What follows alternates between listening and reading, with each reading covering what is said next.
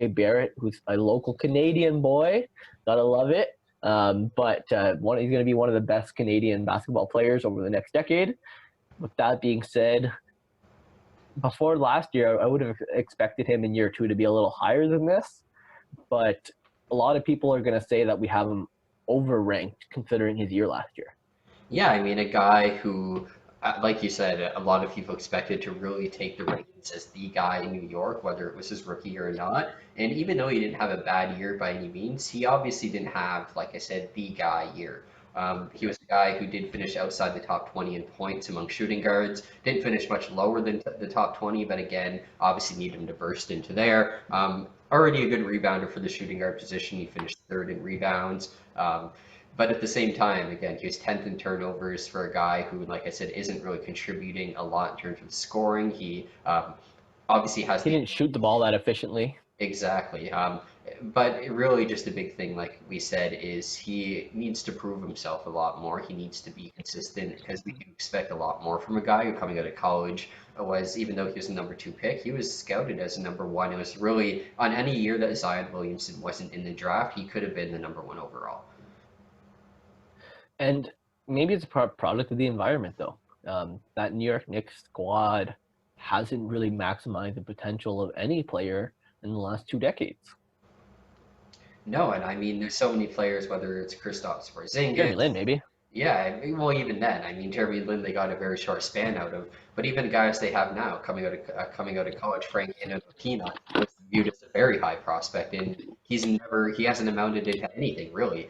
They tend to Right? they don't seem to do the right things. Obviously, RJ Barrett was the best draft pick at that time, but this year, I mean, they needed a guard and they took Toppin. Not that Toppin's a good bad player, but again, they needed a good point guard to go alongside RJ Barrett to really support him, and they did go get that. So I don't know how much improvement we're going to see from RJ Barrett.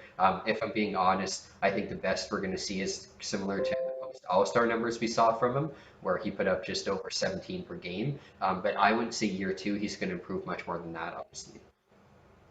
And I don't know. I still give him the benefit of the doubt. I see a lot of a young Andrew Wiggins in there. I know that Wiggins has his own flaws, but I think he can definitely get a little bit better than what he's at right now.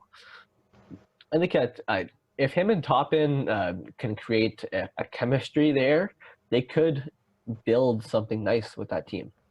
And it just goes to see how they utilize him this year, and if he does shoot the ball a little more efficiently, if he becomes a little more efficient of a player, that New York Knicks squad will benefit greatly. They'll win a lot of extra games because of that. Last year, his win shares were definitely not top 20 worthy. He was actually negative. He was negative 0.5. So like that could be again a product of the environment. That New York Knicks squad was easily one of the worst in the league last year, and they've been consistently one of the worst for the last since Carmelo left. But RJ is as good a player of any after his first year to take a jump in that second year to go up there to that 20 point per game level. He shot the ball quite a bit last year. He didn't shoot the ball very efficiently, didn't shoot the ball very well.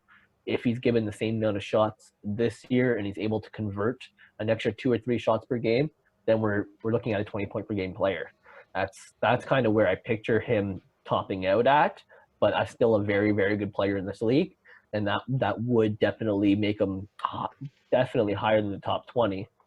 Yeah, I mean, But where he played last year, it's we're actually probably overvaluing him right now yeah, and overranking him. yeah, I mean, based off last year, of course, I wouldn't say that he's better than a couple guys I spoke of. But like I said, I do think that he is going to improve. I think at minimum, he will go up to about 17 a game, which is probably going to justify the ranking that he is, because he Yep. does do some other things. You said he's like Wiggins. I feel like it's a lot different, because this is a guy, as mentioned, who's already near the top of his position at shooting guard in rebounds, not something where Wiggins isn't aggressive on the rebounding in any means. He's not aggressive on the defensive end. RJ Barrett doesn't mean doesn't mind getting down in there and actually banging down low. So I think RJ Barrett is actually going to have maybe a slower progression in terms of being that 20 point per game guy like Wiggins, but I do think he still has the potential. I just think next year it's just going to be a kind of leap into the middle part of that where, like I said, he's about 17, maybe 18 per game, and he's a borderline guy who we're looking at maybe 2022 in his third or fourth year, definitely. And hopefully he gets up there, because if he gets up there and Obi Toppin turns out to being a good player, they still have other players like Kevin Knox.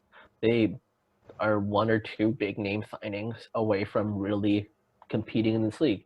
Um, Again, they still need that one or two big name signing, or one of these guys needs to become one of the top 15 players in the league. I don't really see that happening with those players per se, but they can still make that team very competitive.